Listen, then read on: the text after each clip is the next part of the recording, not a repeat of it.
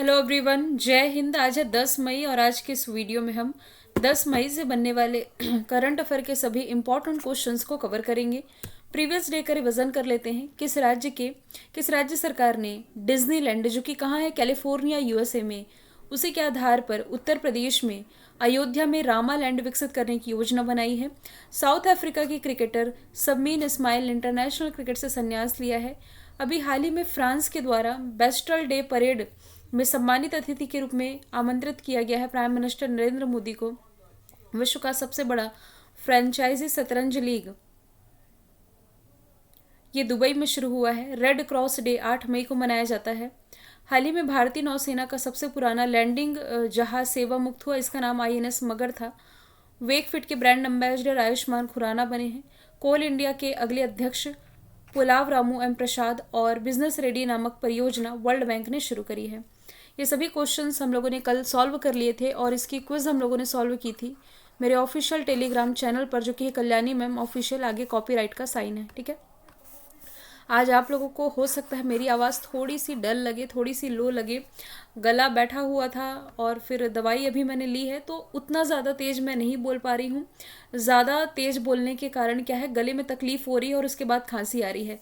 तो थोड़ा सा ये जो टोन है आज वॉइस की, थोड़ी सी यदि कम रहेगी तो माइंड मत कीजिएगा।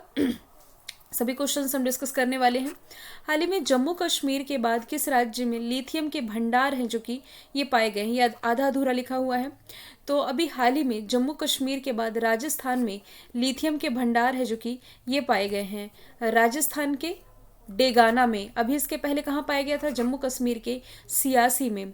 तो माना ये जाता है कि ये जो डेगाना है, डेगाना में खोजे गए ये जो नए भंडार हैं लिथियम के, ये जम्मू कश्मीर में जो लिथियम के भंडार पाए गए थे ना, ये इससे भी बड़े हैं। और अधिकारियों ने ये दावा किया है कि ये भारत के लिथियम की 80% मांग को पूरा कर सकते हैं। इतनी ज़्यादा मात्रा में ये पाया गया है। पहली बार ऐसा है जब डेगाना में लिथियम के भंडार है जो कि ये पाए गए हैं। अब थोड़ा सा हम डिस्कशन कर लेते हैं लिथियम के बारे में। देखिए, लिथियम जो है ना, ये एक तरह का नरम, या आप कह सकते हैं चांदी की तरह का एक वाइट एल्काइन मेटल है, या आप कह सकते हैं एक रेयर एलिमेंट है। एक तरह का रेयर एलिमेंट मतलब कि जो बहुत कम मिलता है, मतलब इजीली नहीं मिल सकता। ये एक ऐसा खनिज है ना। तो इसका इस्तेमाल है जो इलेक्ट्रिक डिवाइसेस में, बेसिकली यदि हम कहें तो मोबाइल में, लैपटॉप में, ई व्हीकल में, या जो चार्जेबल बैटरीज होती है ना, इसमें इसका इस्तेमाल होता है। अभी कुछ दिन पहले मैंने आप लोगों को बताया था कि भारत का पहला जो लिथियम आयन सेल फैक्ट्री है, यह आंध्र प्रदेश में स्थापित होने जा रहा है। यहाँ हम बात कर रहे हैं राजस्थान की, जो कि एरिया वाइज भारत का सबसे बड़ा राज्य है।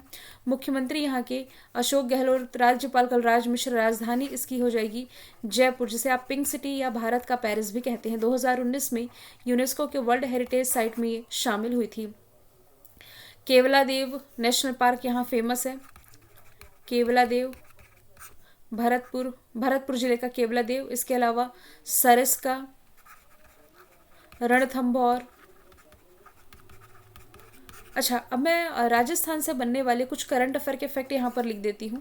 देखिए, एल रूट सर्वर प्राप्त करने वाला ये भारत का पहला राज्य है। इसके अलावा एआई बेस लोक अदालत का आयोजन करने वाला ये भारत का पहला राज्य है। राइट टू हेल्थ बिल लाने वाला भारत का पहला राज्य पूछा जाए तो ये भी राजस्थान हो जाएगा। इसके अलावा स्टेच्यू ऑफ बिलीफ, विश्वास की प्रतिमा, विश्वास स्वरूपम, भगवान शंकर की सबसे बड़ी प्रतिमा, ये यहीं स्थापित की गई है। और मनरेगा के तहत सबसे अधिक रोजगार प्रोवाइड कराने वाला राज्य भी कौन हो जाएगा?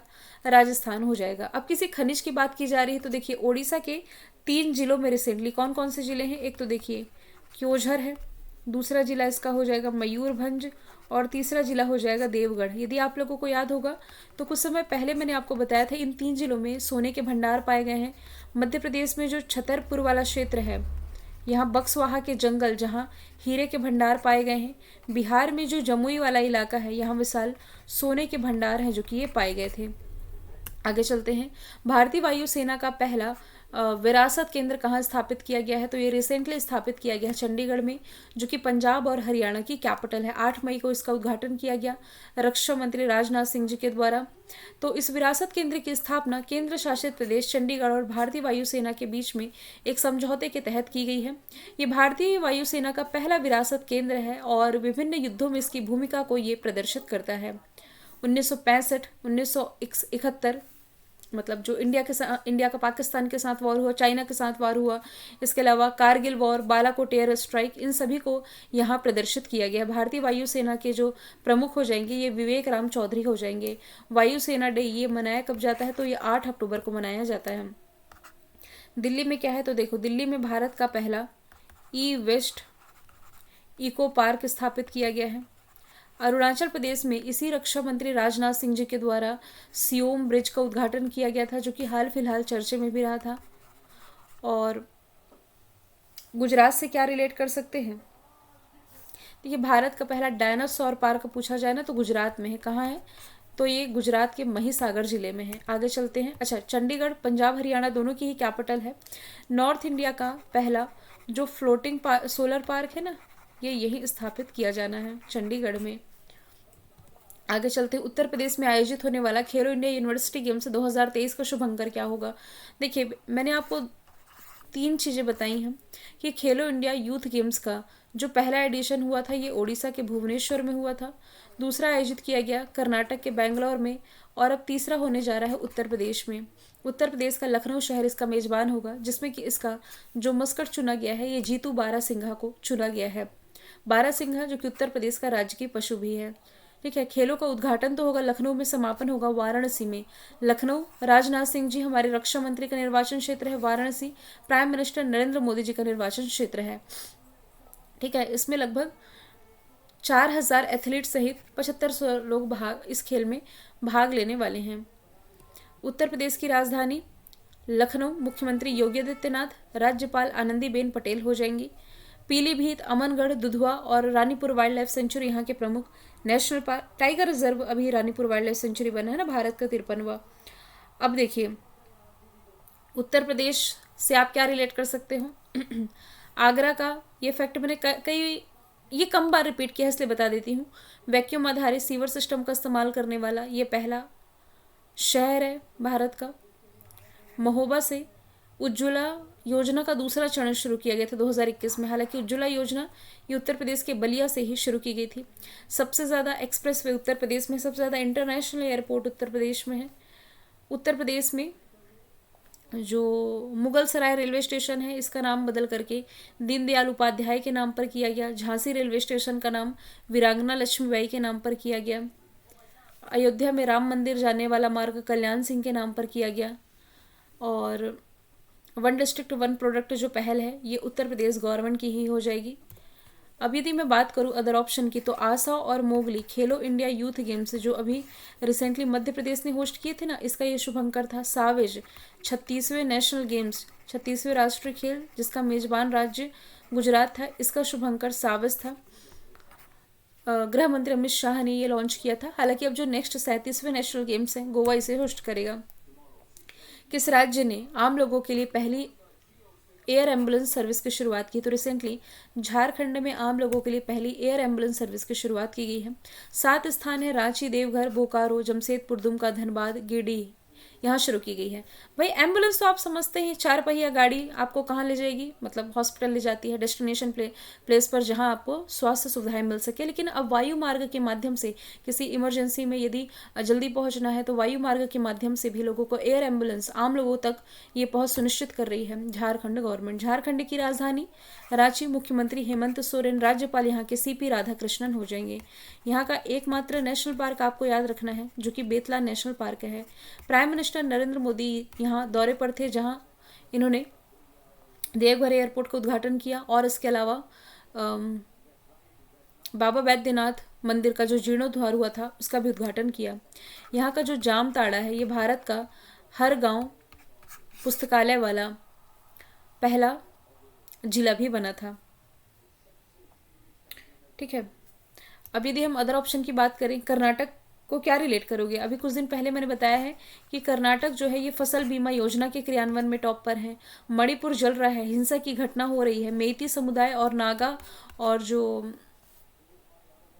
नागा समुदाय के बीच में ये जो आप कह सकते हैं जो एक तरह की ST SC कैटेगरी में शामिल हुए जाने के लिए के ये होड़ थी, मतलब मेइती समुदाय और नागा कुकी समुदाय जो कि उसमें ST में आते हैं और नॉन ST में आते हैं। हालांकि ये वाला टॉपिक मैं ऑलरेडी 2 बार डिस्कस कर चुकी हूँ मणिपुर में जो न्यूज़ चर्चा में है।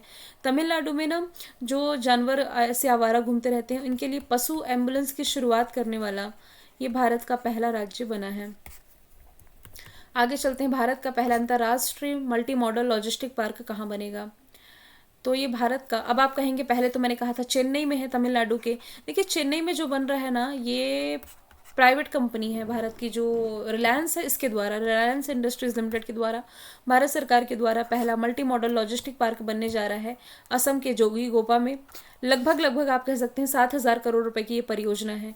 इस परियोजना का उद्देश्य भूटान, बांग्लादेश जैसे पड़ोसी देशों सहित भारत के पूर्वोत्तर क्षेत्र में परिवहन नेटवर्क को पुनर्जीवित करना है। ये जोगीघोपा है ना असम का, जहाँ ये बनने जा रहा है। आधारशिला 2 साल पहले नितिन जयराम गडकरी जी ऑलरेडी रख चुके। असम में ही देखिए डिब्रूगढ़ से लेकर के बनारस के बीच में सबसे लंबी क्रूज सर्विस जो कि गंगा विलास क्रूज थी ये शुरू की गई। नदियों में नाइट नेविगेशन सिस्टम लागू करने वाला पहला राज्य असम है। काजीरंगा राष्ट्रीय उद्यान यही है जो कि एक सिंग वाले गेंडे के लिए फेमस है। गुवाहाटी में खेलो इंडिया यूथ गेम्स का 3रा एडिशन हुआ था। इसी गुवाहाटी में पूर्वोत्तर भारत का पहला एम्स स्थापित होने जा रहा है। 2 ऑप्शन बच गए।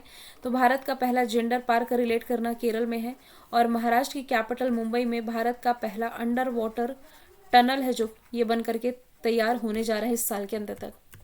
आगे चलते हैं, थैलेसीमिया डे 2023 का कब मनाया गया? तो ये 8 मई को मनाया जाता है।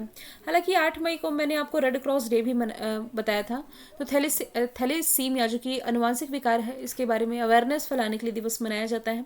थीम थी strengthening education to bridge the thalassemia care gap. 3 मई को प्रेस फ्रीडम डे मनाया गया। ट्यूना डे मनाया गया 2 मई को और हैंड वॉश हाइजीन डे 5 मई को मनाया गया है। टेनिस टूर्नामेंट है मैड्रिड ओपन 2023 का खिताब किसने जीता है? कार्लोस अल्कराज ने। किस कंट्री से बिलोंग करते हैं? स्पेन से। और वुमेन सिंगल में ये जीता है बेलारूस की आर्यन सबलेंका ने। मेंस डबल में और वुमेंस डबल दोनों मैंने यहाँ पर मेंशन की है। हालांकि इतना ज़्यादा इंपॉर्टेंट नहीं होता है कि मेंस डबल वुमेंस डबल पूछे जाए। मैं इसमें हमेशा ही मेंस सिंगल और वुमेन सिंगल की कैटेगरी आप लोगों को बताती हूँ। कुछ अन्य खिलाड़ी देखिए, नॉर्वे के हैं कैस्पर रूड। पूछा जाए राफेल नडाल प्रसिद्ध टेनिस खिलाड़ी हैं, किस कंट्री से बिलोंग करते हैं? स्पेन से। नोवाक जोकोविक सर्बिया से बिलोंग करते हैं। महाराष्ट्र के जो उप मुख्यमंत्री हैं जो कि पहले यहाँ के मुख्यमंत्री हुआ करते थे, देवेंद्र फडणवीस, इन्होंने छत्रपति शिवाजी महाराज की प्रतिमा का उद्घाटन किस देश में किया है? तो ये उसका उद्घाटन किया गया है मॉरिशस में। अफ्रीका के नक्शे में आप यहाँ देख सकते हैं मॉरिशस छोटी सी कंट्री, इसकी कैपिटल पोर्ट लुइस है और यहाँ की मुद्रा है मॉरिशस रुपी। राष्ट्रपति हैं पृथ्वीराज रुपिन और प्राइम मिनिस्टर प्रविंद जुगनौथ हो जाएंगे। फिजी में सरदार पटेल की प्रतिमा का उद्घाटन ये हमारे विदेश मंत्री एस जयशंकर ने किया था। न्यूयॉर्क में गांधी प्रतिमा का उद्घाटन यूनाइटेड नेशन के हेडक्वार्टर में उद्घाटन विदेश मंत्री एस जयशंकर ने। हंगरी की जो कैपिटल है ना बुडापेस्ट, यहाँ पर जो बिटकॉइन के जनक माने जाते हैं, मैं यहाँ लिख भी देती हूँ, सातोशी नाकामोतो, दुनिया की इनकी पहली प्रतिमा नाकामोतो, ये हंगरी के बुडापेस्ट में स्थापित की गई थी। आगे चलते हैं, वनडे क्रिकेट में सबसे तेज 5,000 रन बनाने वाले बल्लेबाज कौन है? तो ये बाबर आजम हो जाएंगे। कहाँ से? पाकिस्तान के। इन्होंने 97 पारियों में ये उपलब्धि अपने नाम करी है। कुछ अन्य खिलाड़ी में देखें तो श्रीलंका के हैं प्रभात जयसूर्या। अभी जो T20 फॉर्मेट में ICC ने अवार्ड दिया था ना men's cricketer of the year, Surya Kumar Yadav को दिया था। विराट कोहली इंस्टाग्राम पर सबसे ज्यादा फॉलो किए जाने वाले व्यक्ति हैं एशिया में ओवरऑल। फिर क्रिस्टियानो रोनाल्डो हैं, पुर्तगाल के स्टार फुटबॉलर। लास्ट का प्रश्न मैंने रिविजन कर रखा है। Made in India 75 years of business and enterprise किताब लिखी गई है नीति आयोग के पूर्व CEO अमिताभ कांत के द्वारा। हमारी जो महिला बाल विकास मंत्री स्मृति ईरानी की किताब, पहला उपन्यास इनका लाल सलाम है। ज्ञान चतुर्वेदी, इनकी रचना पागल खाना के लिए 2022 का व्यास सम्मान इन्हें मिला है। गीतांजलि श्री की रचना है टॉम बॉफ सैंड, जिसके लिए इन्होंने अंतर्राष्ट्रीय बुकर प्राइज 2022 का अपने नाम किया है। कल मैंने पूछा था प्रेस फ्रीडम इंडेक्स में कौन टॉप पर है, तो नॉर्वे टॉप पर है, इंडिया 161 में है। ये रिपोर्ट रिलीज की गई रिपोर्टर्स विदाउट बॉर्डर के द्वारा। आज का सवाल है एमसीसी के नए अध्यक्ष कौन चुने गए हैं, तो इसका आंसर जो भी है कमेंट बॉक्स में बताइएगा। फिर हम मिलेंगे नेक्स्ट वीडियो के साथ। Thank you so much.